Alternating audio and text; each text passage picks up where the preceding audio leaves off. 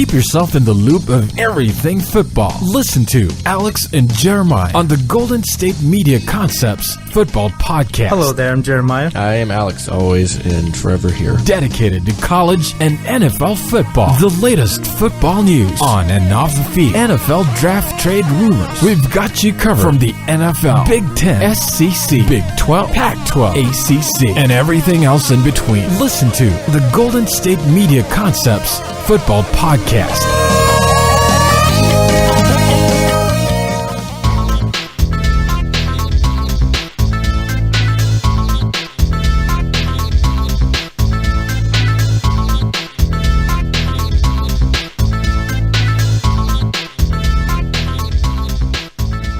Thank you for tuning in to the Golden State Media Concepts Football Podcast, where we talk the latest news, rumors, and games of the NFL and college football, from the latest signings to this year's breakout stars, and all of the news in between. As always, I am Alex. And I am Anthony. And how are you doing today, friend? Fantastic. How are you? I'm doing pretty good. You know, just hanging out, getting ready to do the football show with you. Jeremiah's sick today. Yeah, he doesn't feel well. That's okay. He'll be back maybe tomorrow. I would say, if not tomorrow, at least Friday. Yeah, worst case Friday probably. If not, it'll be me and you tomorrow again, which is fine. That's how we roll on Wednesdays and Thursdays. Today, we're going to talk the new college football playoff rankings, the second to last one that came out, second to last of the year, of course. It came out last night. We're going to talk about that, what it looks like, even though it's pretty much as we expected it to. And we're going to talk a couple of detailed stories in the NFL, one regarding Thursday Night Football and one related to the LA Rams. It is Wednesday, but we will not have Wide Left and For Real today. We can't do it without Jeremiah, so we're just going to go news on news for you today. So we're going to do the college football playoff rankings break. We'll do Thursday Night Football break. Yeah. And then we'll end with the LA Rams.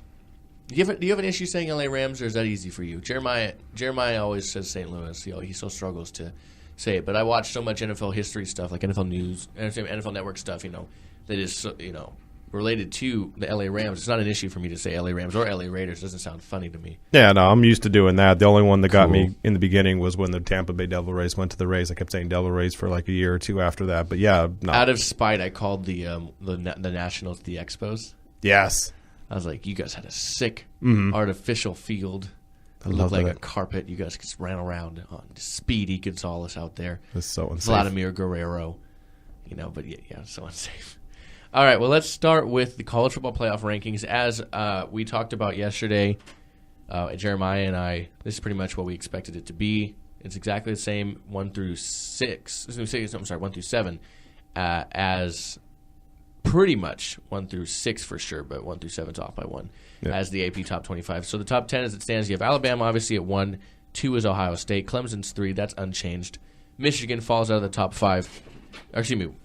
Michigan was at 3. Clemson moves up to 3. Washington in number 4.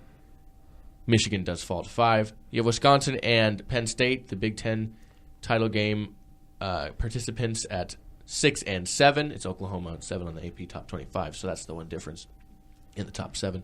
Oklahoma and Colorado. You have Colorado at 8, moving up a spot. Oklahoma falling to 9. You have Oklahoma State rounding out the top 10 there at number 10. They did not move. So that's what it looks like heading into pretty much championship weekend. We have the Big Ten title game. We have the SEC championship game with Bama at number 1 and playing against number, as I find it, 15, Florida. We have Clemson in the ACC championship game against Virginia Tech, whom, as it stands right now, is 23. And then we have the Pac-12 championship game between Washington, who is 4, obviously, and Colorado at number 8. That is the highest combined seeded championship game of the weekend. That game is on Friday, as a matter of fact. That's the only game on Friday other than the Western Michigan game, whom is still undefeated. They're sitting at 17, moving up 4 spots this week, as a matter of fact. And then we have a quote-unquote Big 12, but not Big 12 championship game. Right. In a sense as well, between the number 9 and number 10 teams, Oklahoma and Oklahoma State. So that is combined as well. Anyways, we will move on. As it stands right now, the top 4, Bama, Ohio State, Clemson, Washington. You have Ohio State obviously not playing for anything this week. They don't have a game. So they can't hurt their standings right now. They're number 2. Clemson faces Virginia Tech, Washington, Colorado. Those two teams have a possibility of losing. In my eyes, I don't think Alabama's going to lose to Florida. No. So, I tell you right now, you have the 6 and the 7, Wisconsin and Penn State. Say there are shakeups in the top 4. Who is the most likely team to possibly move up? Is it going to be Michigan, or do you see a team like Penn State possibly getting into the 5 spot with 1 week left? The 4 spot, because there was the most conversation apparently with Washington and Michigan. I understand it, but I put Washington there, no problem. Right, better record, less losses. They don't have they have a game this week as opposed to Michigan, so they can only either improve or still end with a better record win-wise than Michigan. So I that's not an issue for me. I get strength of play, but at the same time, I mean, Michigan didn't play that many significant opponents all year anyway, and they lost to the most significant opponent they played in Ohio State. So do you see possibly any team besides Michigan moving in there, or you think it's too much of a long shot for Wisconsin and Penn State? Yeah, I think it's too much of a long shot for them just because they're behind Michigan. I understand obviously one of those two teams is going to win, but at the same time, with Michigan having like you said, it was like a debate whether they should be the number 4 team or whether Washington should be the 4th team. So I don't think they're going to basically say, okay, cool, so now the winner of these two of Penn State, they're going to, if Penn State wins, we're going to move them up, or if Wisconsin wins, we're going to move them up, because there's too much confusion of okay, well, Wisconsin lost to Michigan, and then also Penn State lost to Michigan, but they beat Ohio State. There's too much weird confusion of just we like this team, but they lost, but they beat this team. Too many weird things like that. So basically the only thing I would see is basically Michigan going back up there because, their loss to Ohio State in overtime in the kind of controversial fashion like that. Jim Harbaugh losing his mind, which he tends to do a handful of times. Yes. And I can see them just basically saying, assuming only one of the, 2 teams between Clemson and Washington lose, because you and I are both thinking, even if Alabama does lose, which we don't think they will. I don't think they'll even move from 1. They won't even move from 1, because they still have 1 loss, which all the other teams do, and you lost to a top 15 team. So, fine. You stay there. And you're Alabama. Yeah. So, assuming only one of those teams loses, I can see that happening. Now, if both, if Washington and Clemson lose, oh man, then I don't think, because I don't think at that point you could basically put Michigan up there and the winner of the Pac. If the Big Washington lost, they're not in it. No, if they're Washington, out. Yeah, they're out. If both of them lose, if Clemson loses, I think they're out too. But at that point, you basically say, "Look, okay, Michigan, you come out." But I don't think the Clemson winner would fully drop out, or I think they would fully drop out. I think they'd probably be 5th or 6th. Well, then it would be the winner of Wisconsin, Penn State then. But then you're going to have 3 of the top 4 teams are the Big Ten. And I don't think they do that. I think they'd probably take Oklahoma just because they love Oklahoma. And if they're going to win their quote-unquote Big 12 championship game against Oklahoma State, they'd probably just throw them up. Well, what about Colorado?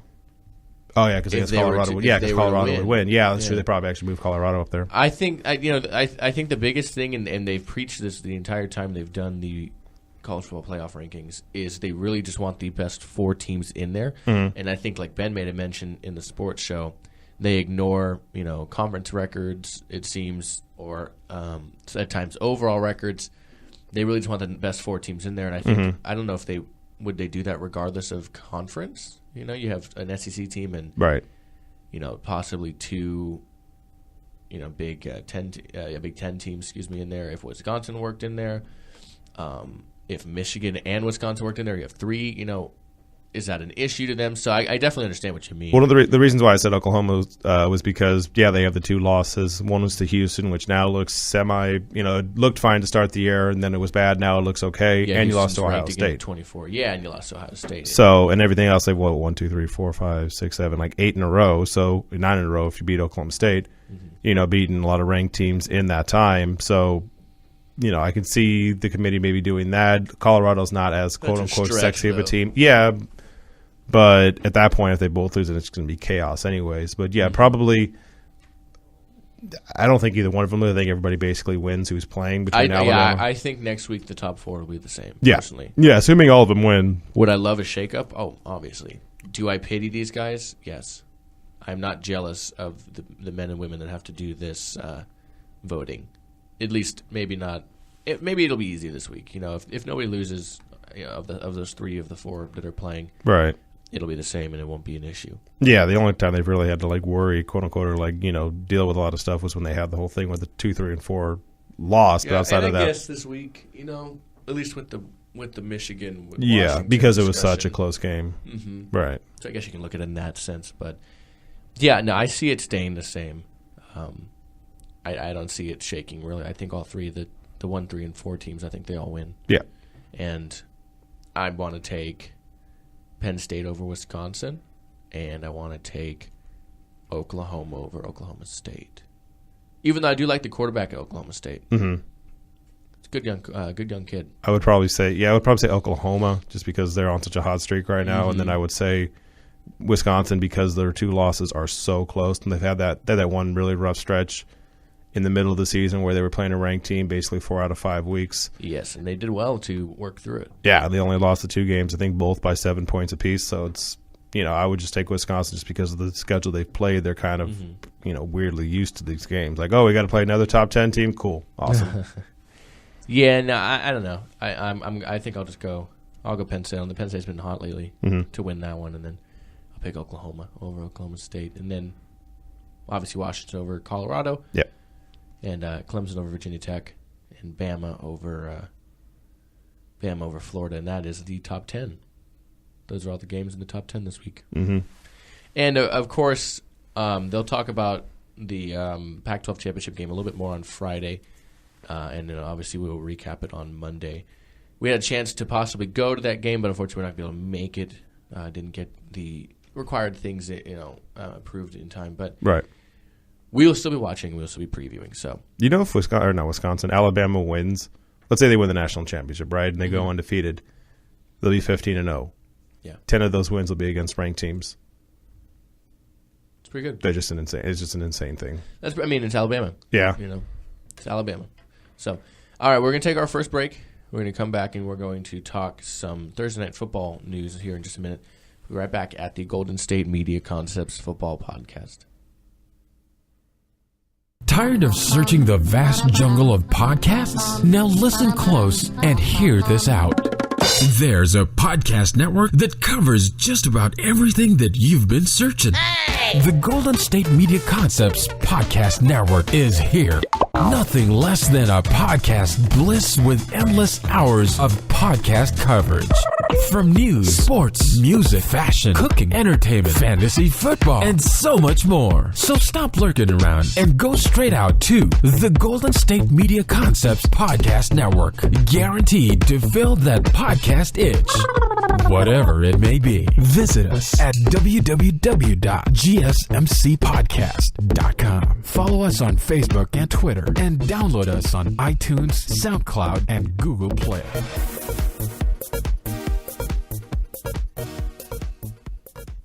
And we're back here at the Golden State Media Concepts Football Podcast. We're going to talk a little bit about some news that came out near the tail end of last week, beginning of this week, about Thursday Night Football and kind of the future of what Thursday Night Football is going to look like. Their current contract with CBS and NBC runs through 2017, so it means that the changes to the package could be made by the following year of 2018, obviously barring any renegotiations. But with mounting criticism of the quality of every week of Thursday Night Football, scattered suggestions have emerged in recent weeks that the NFL could pull the plug on the experiment. Those suggestions are stronger than that. Per a source with knowledge of the situation, the league will be considering the possibility of ending or at least limiting, as they did when they originally started it, Thursday Night Football. Now, do you see that as a good thing or a bad thing? I definitely enjoy Thursday Night Football at times because it gives me another game through the week. I don't have to wait from Monday to Sunday for games. Right. So I do enjoy it at times, but you can't deny that there have been some boring games, and possibly more injuries because of shortened weeks and things of that nature. So, good or bad? What do you say? I think there's an easier way to do it other than just say, like, we're going to take away Thursday Night Football. Like, you can basically just, use the bye week as a crutch with that and just basically tell them, like, we're going to give you time to recover and not, 3 days out, do this. Like, yeah, I'm with you. I like it. Because you're not having it, you don't have to wait 7 days. You can get it, a couple days later. Oh, okay, football. Even if it's bad football, you like football. Yeah, they had the ratings thing, which was basically, you could say a lot of different reasons why that was happening. Anything from election to bad teams playing or whatever. Short week, but now they have this whole thing where they're talking about, maybe we cancel the games because you said 2017 is when the contract runs out.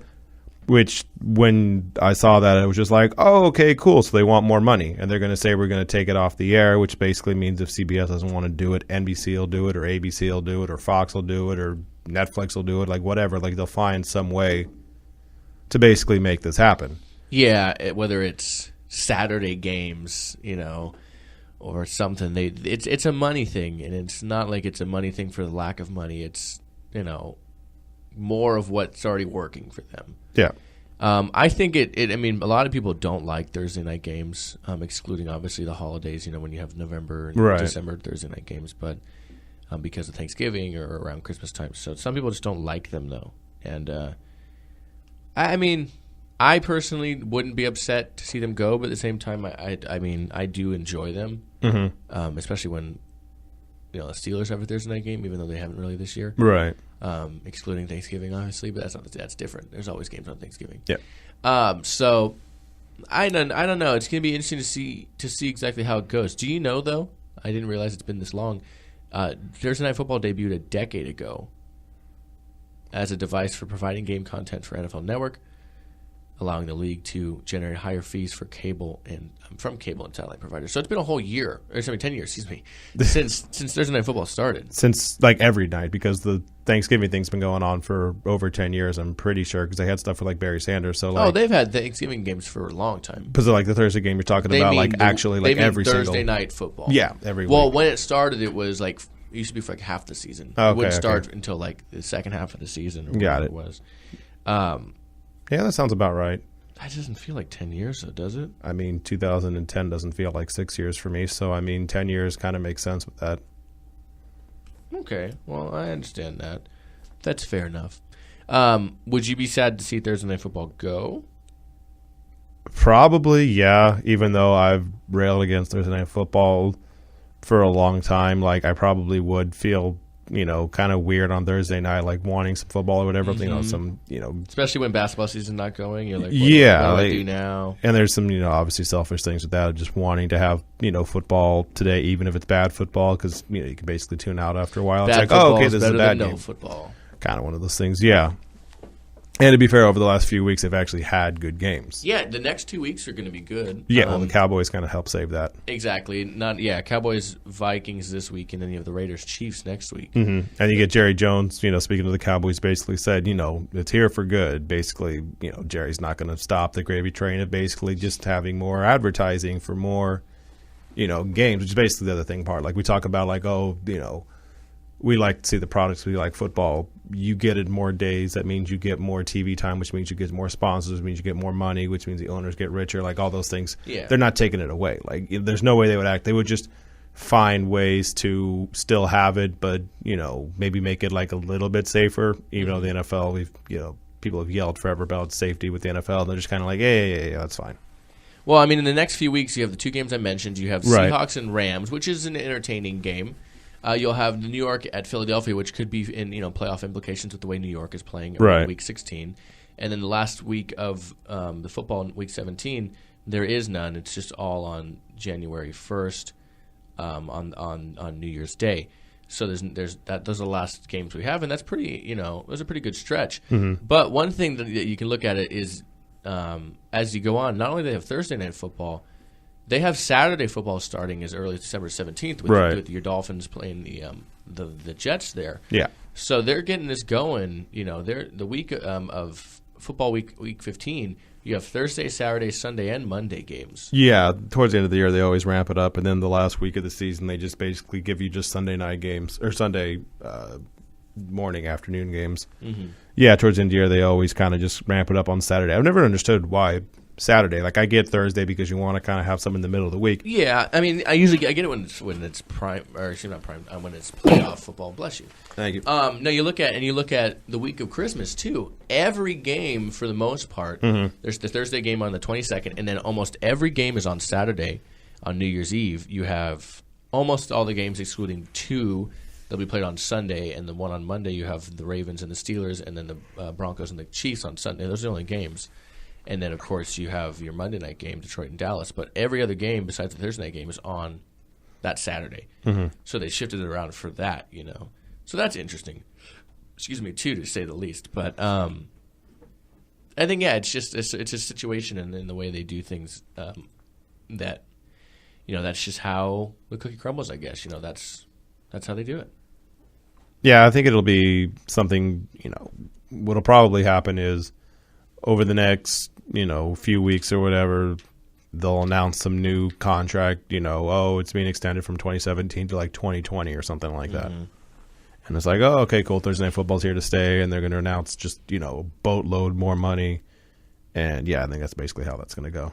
Yeah, I'm with you. I don't see it going away. So no, fingers crossed, I suppose, for those fans of Thursday Night Football. All right, well, let's take our last break. We're going to come back. We're going to talk a little bit of LA Rams drama, and no, not the Hard Knocks season. Some actual drama, and hey, again, also not their season. But we'll talk about that, and we'll probably get going. So let's take our last break, and we'll do that in just a second here at the Golden State Media Concepts Football Podcast. Are you looking for help for your fantasy football team? Check out the GSMC Fantasy Football Podcast. Get today's best advice on who to start, who to sit, even who you should draft. From sleeper picks to red-hot lineups, they got it all covered for you. That's gsmcpodcast.com/fantasy-football-podcast. We'll cover traditional leagues, dynasty, PPR, even IDP leagues. When you need fantasy help, there's just one show to hit up. Don't forget to like them on Facebook and follow them on Twitter. Visit gsmcpodcast.com for more info.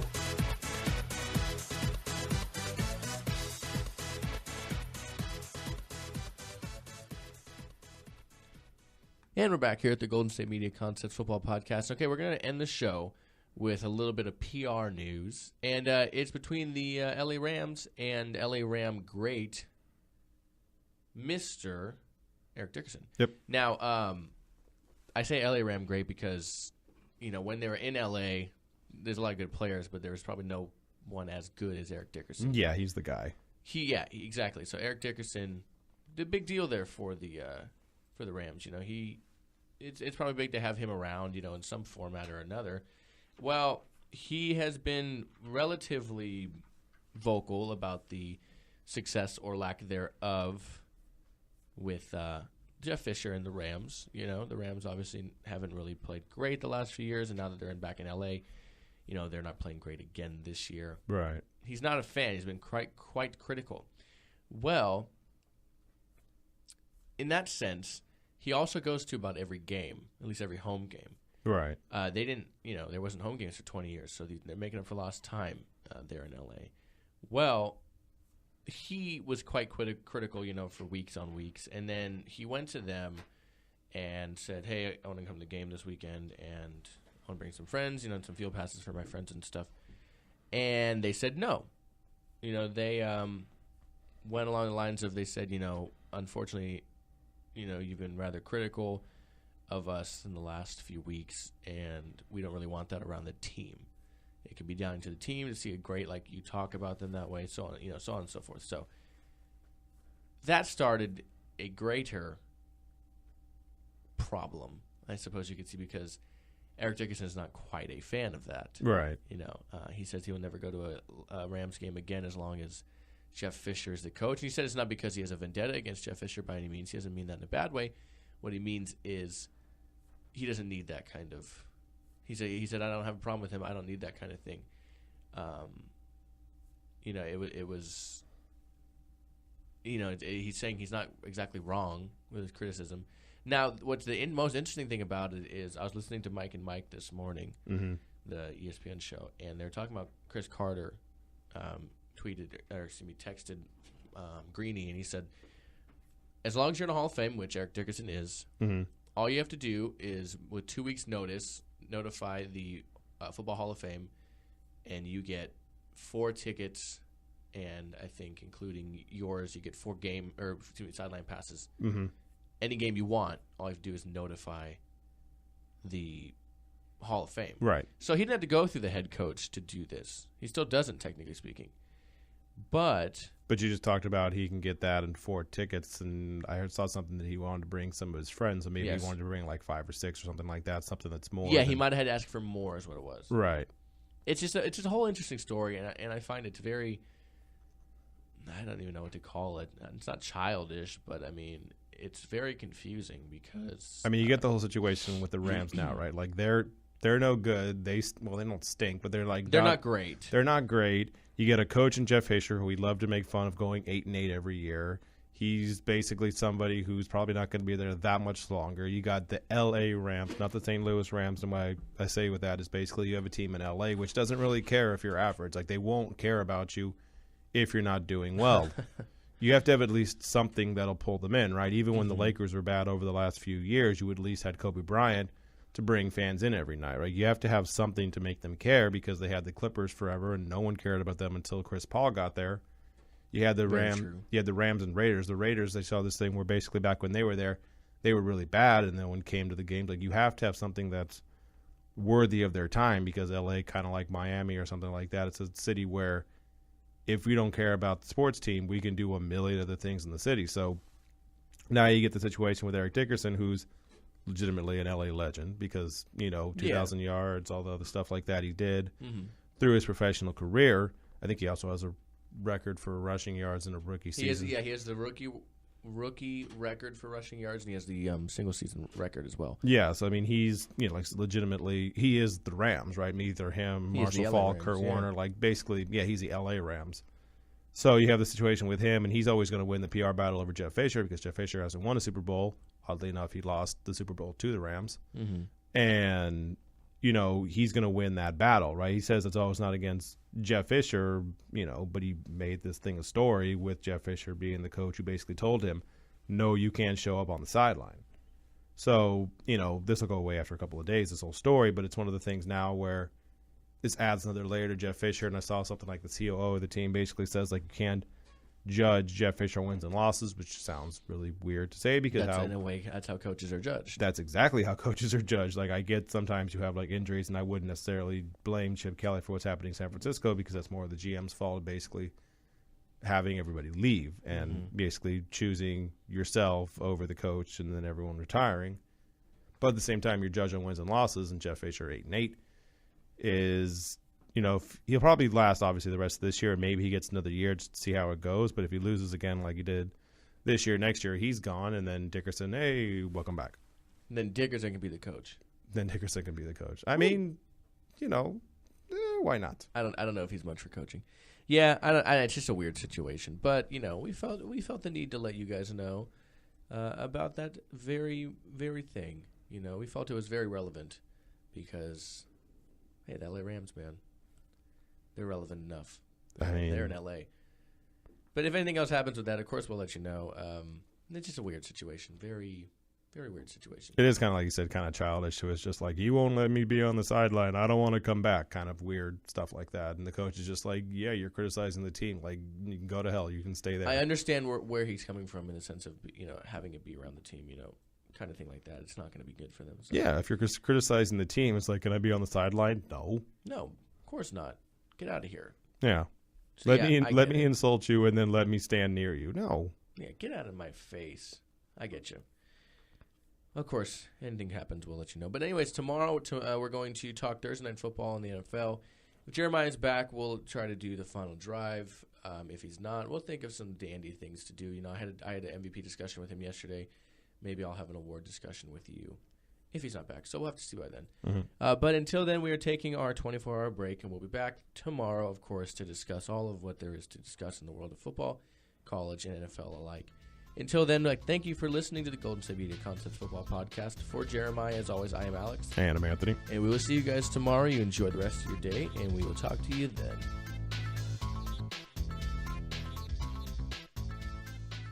You've been listening to the Golden State Media Concepts Football Podcast, part of the Golden State Media Concepts Podcast Network. You can find this show and others like it at www.gsmcpodcast.com. Download our podcast on iTunes, Stitcher, SoundCloud, and Google Play. Just type in GSMC to find all the shows from the Golden State Media Concepts Podcast Network, from movies to music, from sports to entertainment, and even weird news. You can also follow us on Twitter and on Facebook. Thank you, and we hope you have enjoyed today's program.